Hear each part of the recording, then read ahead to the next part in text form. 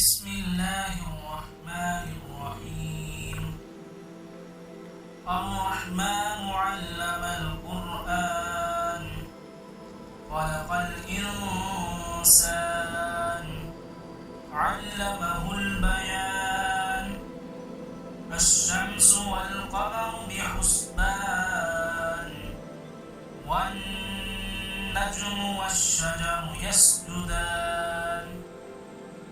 والسماء رفعها ووضع الميزان ألا تطغوا في الميزان وأقيموا الوزن بالقسط ولا تخسروا الميزان والأرض وضعها للأنام فيها فاكهة والنخل ذات الأكمام والحب ذو العصف والريحان فبأي آلاء ربكما تكذبان خلق الإنسان من صلصال كالفخار وخلق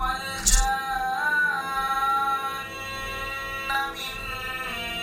مارج من نار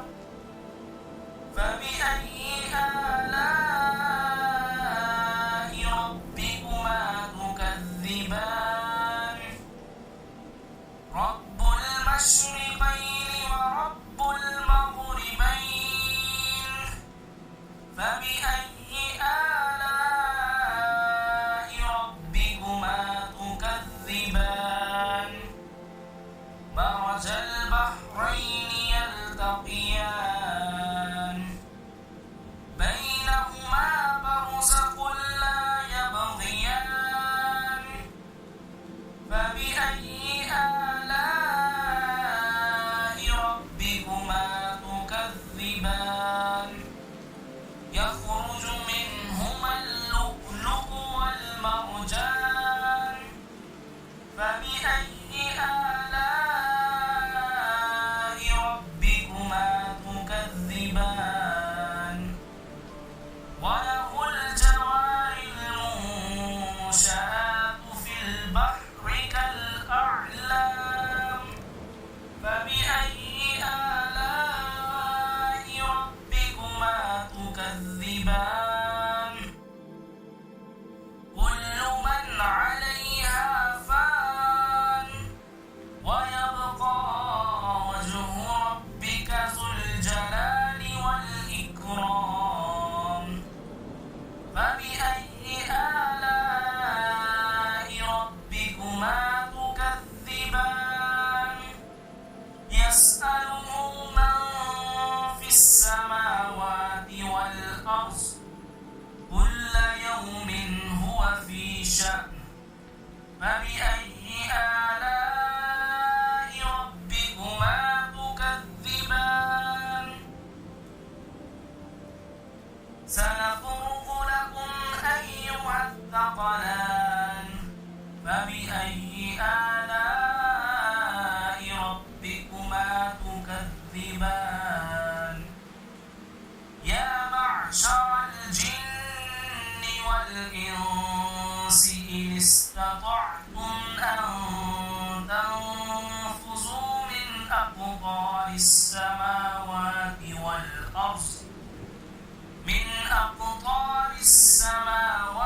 والأرض فانفذوا لا تنفذون إلا بسلطان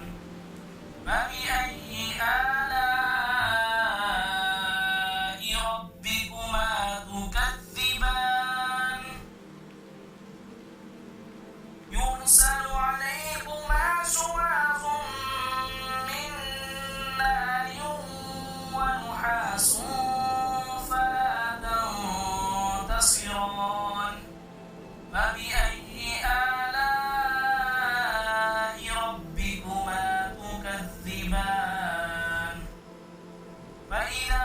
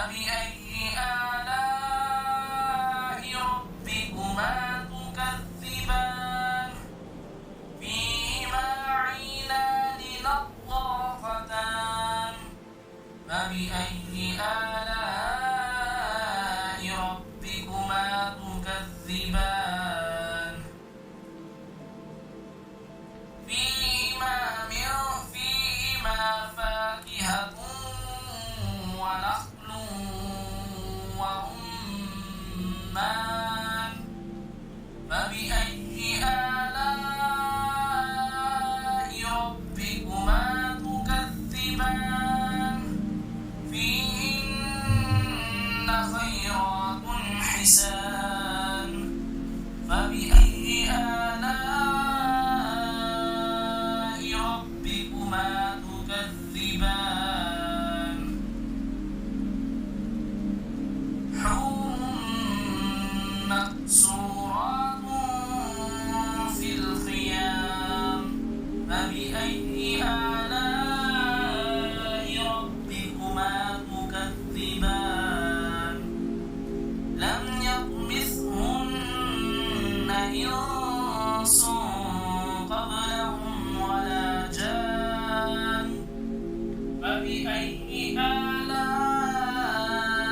ربكما تكذبان متكئين على رفرف خضر وعبقري حسان فبأي آلاء ربكما تكذبان تبارك اسم ربك ذي الجلال والإكرام صدقت يا رب العالمين. تبارك الذي بيده الملك وهو على كل شيء قدير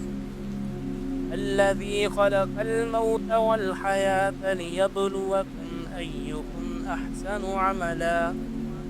وهو العزيز الغفور الذي خلق 7 سماوات طباقا ما ترى في خلق الرحمن من تفاوت ارجع البصر هل ترى من فطور ثم ارجع البصر كرتين ينقلب إليك البصر خاسئا وهو حسير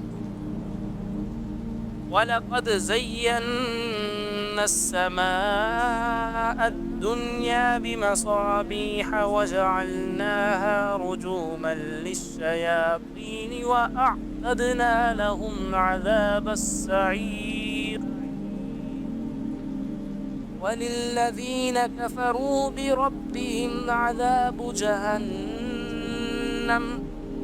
وبئس المصير إذا ألقوا فيها سمعوا لها شهيقا وهي تفور تكاد تميز من الغيظ كلما ألقي فيها فوج سألهم خزنتها ألم يأتكم نذير قالوا بلى قد جاءنا نذير فكذبنا وقلنا ما نزل الله من شيء إن أنتم إلا في ضلال كبير وقالوا لو كنا نسمع أو نعقل ما كنا في أصحاب السعير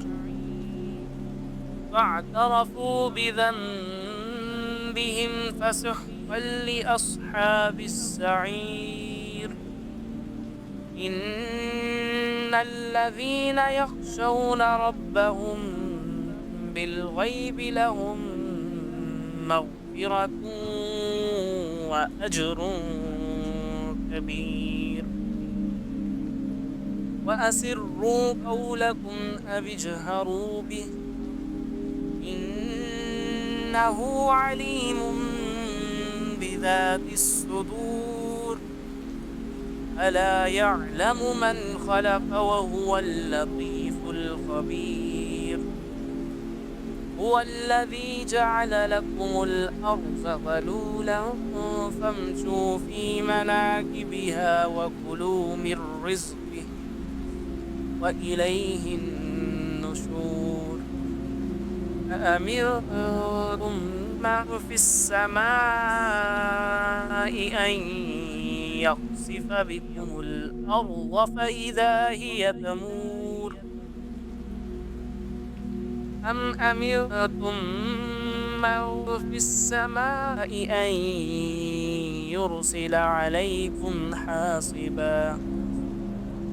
فستعلمون كيف نذير ولقد كذب الذين من قبلهم فكيف كان نكير أولم يروا إلى الطير فوقهم صافات ويقبضن ما يمسكهن إلا الرحمن إنه بكل شيء بصير أمن هذا الذي هو جند لكم ينصركم من دون الرحمن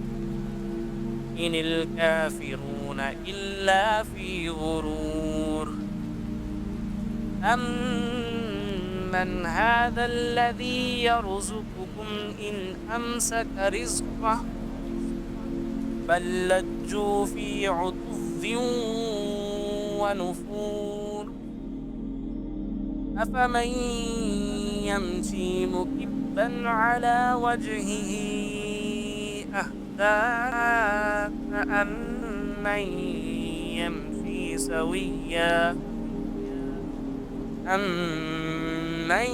يمشي سويا على صراط مستقيم قل هو الذي أنشأكم وجعل لكم السمع والأبصار والأفئدة قليلا ما تشكرون قل هو الذي ذرأكم في الأرض وإليه تحشرون ويقولون متى هذا الوعد إن كنتم صادقين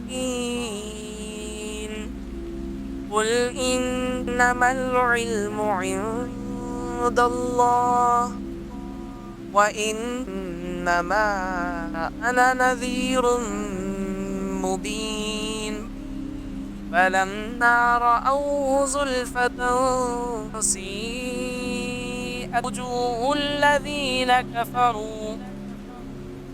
وجوه الذين كفروا وقيل هذا الذي كنتم به تكذبون قل أرأيتم إن أهلكني الله ومن معي أو رحمنا فمن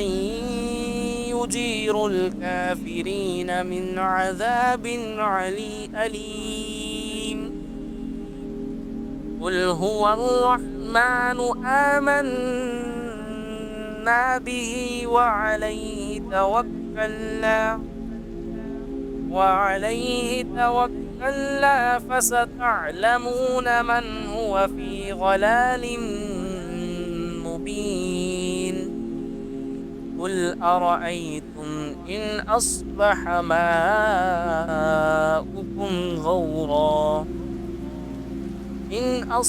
ماؤكم غورا فمن يأتيكم بماء معين صدق الله العظيم. بسم الله الرحمن الرحيم ياسين والقرآن الحكيم إنك لمن المرسلين على صراط مستقيم تنزيل العزيز الرحيم لتنذر قوما ما أنذر آباؤهم فهم غافلون لقد حق القول على أكثرهم فهم لا يؤمنون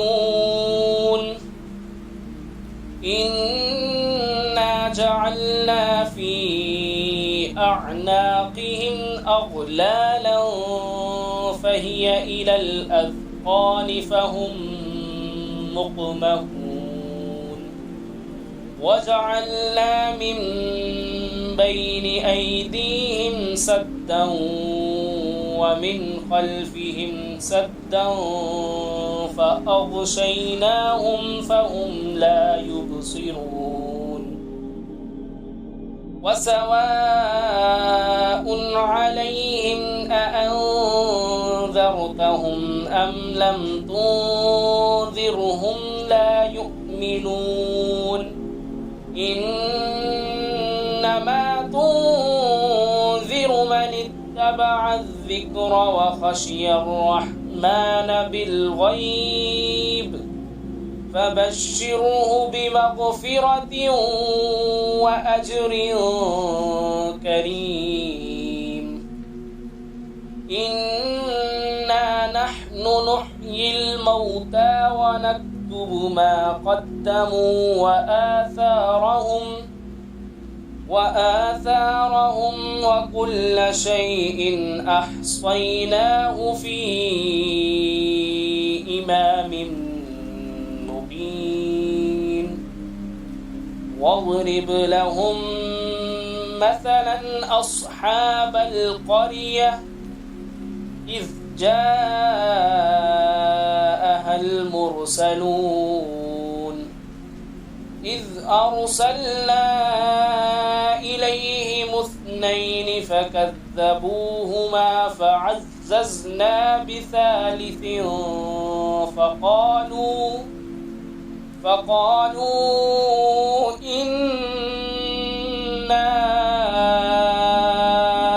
إليكم مرسلون قالوا ما أنتم إلا بشر مثلنا وما أنزل الرحمن من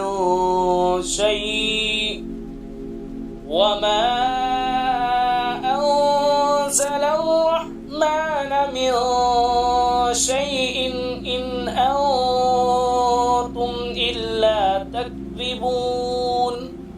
قالوا ربنا يعلم إنا إليكم لمرسلون وما علينا إلا البلاغ المبين قالوا إنا تطيرنا بكم لئن لم تنتهوا لنرجمنكم وليمسنكم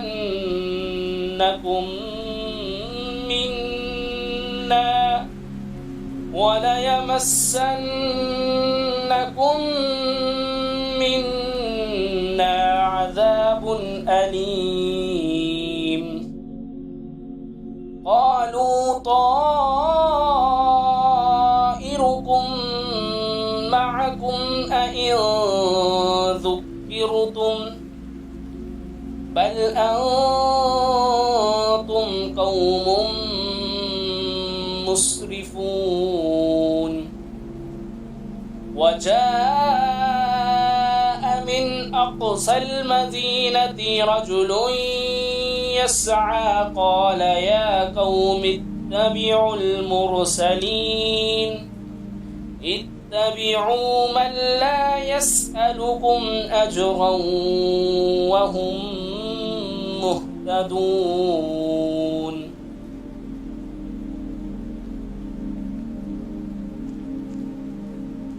وما لي لا أعبد الذي فطرني وإليه ترجعون أأتخذ من دونه آلهة إن يردني الرحمن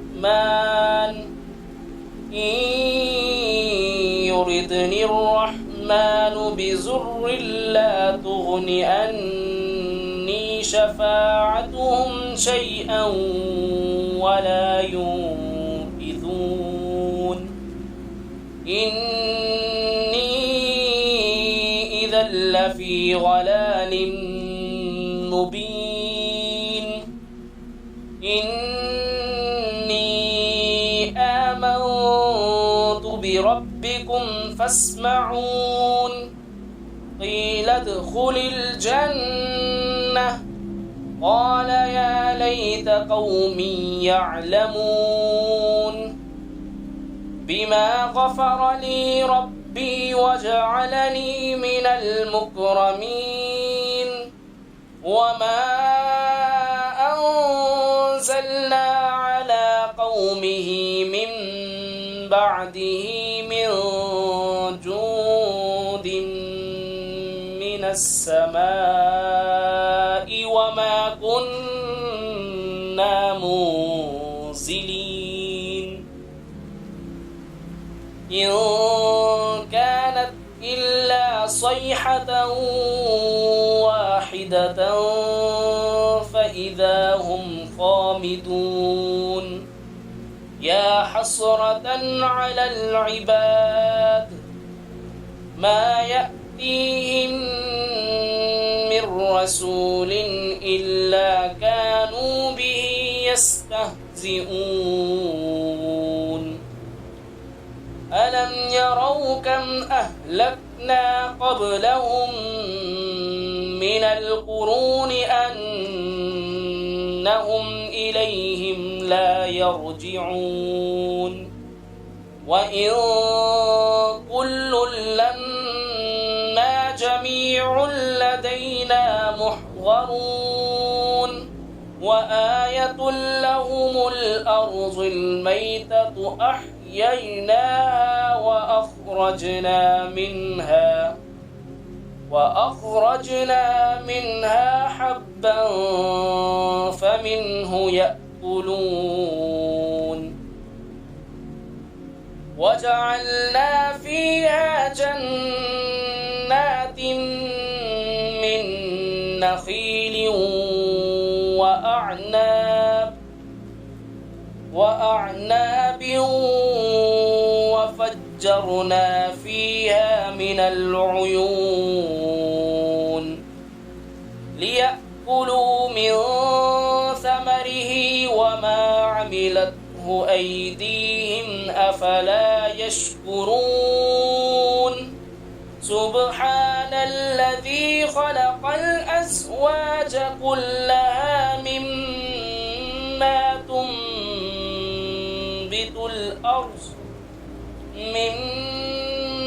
تنبت الأرض ومن أنفسهم ومما لا يعلمون وآية لهم الليل نسلخ منه النهار فإذا هم مظلمون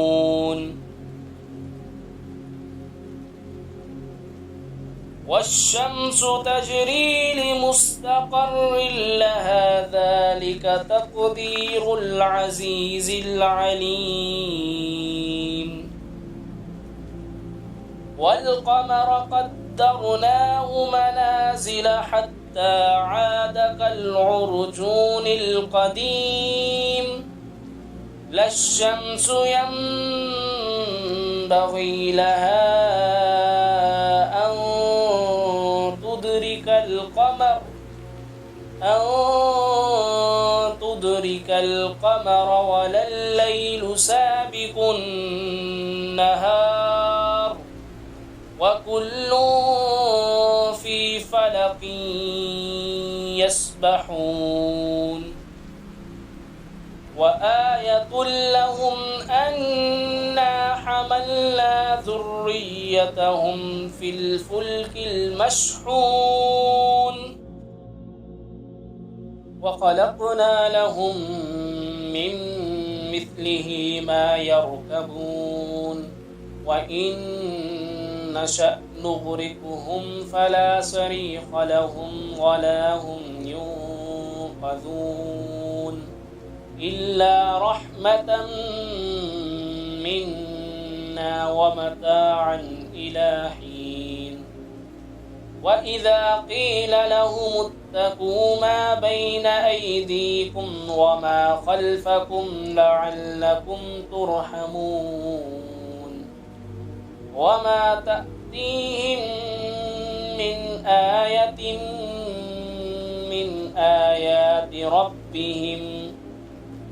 من آيات ربهم إلا كانوا عنها معرضين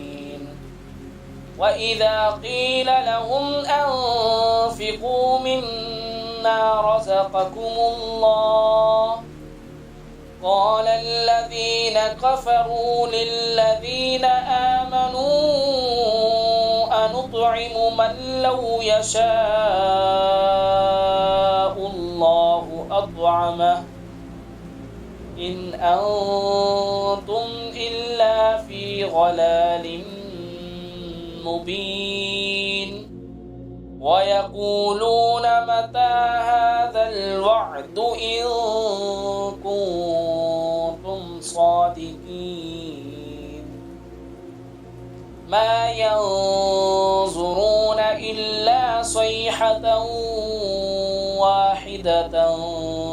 تأخذهم وهم يخصمون فلا يستطيعون توصية ولا إلى أهلهم يرجعون ونفخ في الصور فإذا هم من الأجداث إلى ربهم ينصلون قالوا يا ويلنا من بعثنا من مرقدنا هذا ما وعد الرحمن وصدق المرسلون إن كانت إلا صيحة واحدة فإذا هم جميع لدينا محضرون فاليوم لا تظلم نفس شيئا ولا تجزون إلا ما كنتم تعملون إن أصحاب الجنة اليوم في شغل فاكهون هم وأزواجهم في ظلال على الأرائك متكئون لهم فيها فاكهة ولهم ما يدعون سلام قولا من رب رحيم وامتازوا اليوم أيها المجرمون ألم عاهد يا بني ألم نعاهد إليكم يا بني آدم ألا تعبدوا الشيطان إنه لكم عدو مبين وأن اعبدوني هذا صراط مستقيم ولقد أضل منكم جبلا كثيرا أفلم تكونوا تعقلون هذه جهنم التي كنتم توعدون اصلوها اليوم بما كنتم تكفرون اليوم نختم على أفواههم وتكلمنا أيديهم وتشهد أرجلهم بما كانوا يكسبون ولو نشاء لطمسنا على أعينهم فاستبقوا الصراط فأنى يبصرون ولو نشاء لمسخناهم على مكانتهم فما استطاعوا مضيا ولا يرجعون ومن نعمره ننكسه في الخلق أفلا يعقلون وما علمناه الشعر وما ينبغي له إن هو إلا ذكر وقرآن مبين لينذر من كان حيا ويحق القول على الكافرين أولم يروا أنا خلقنا لهم مما عملت أيدينا أنعاما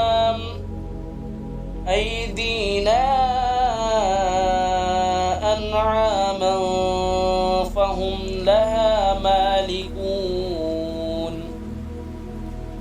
وذللناها لهم فمنها ركوبهم ومنها يأكلون ولهم فيها منافع ومشارب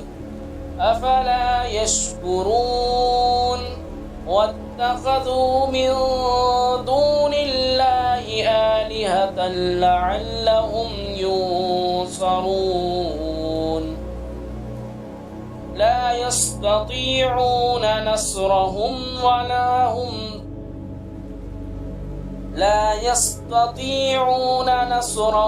وهم لهم جند محضرون فلا يحزنك قولهم إنا نعلم ما يسرون وما يعلنون أولم ير الإنسان أنا خلقناه من نطفة فإذا هو خصيم مبين وضرب لنا مثلا ونسي خلقه قال من يحيي العظام وهي رميم قل يحييها الذي أنشأها أول مرة وهو بكل خلق عليم الذي جعل لكم من الشجر الأخضر نارا فإذا أنتم منه توقدون أوليس الذي خلق السماوات والأرض بقادر على أن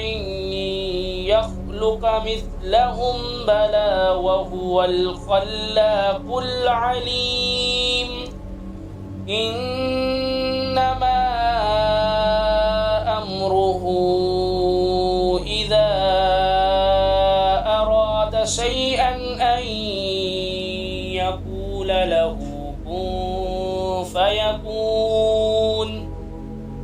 فسبحان الذي بيده ملكوت كل شيء وإليه ترجعون. صدق الله العظيم.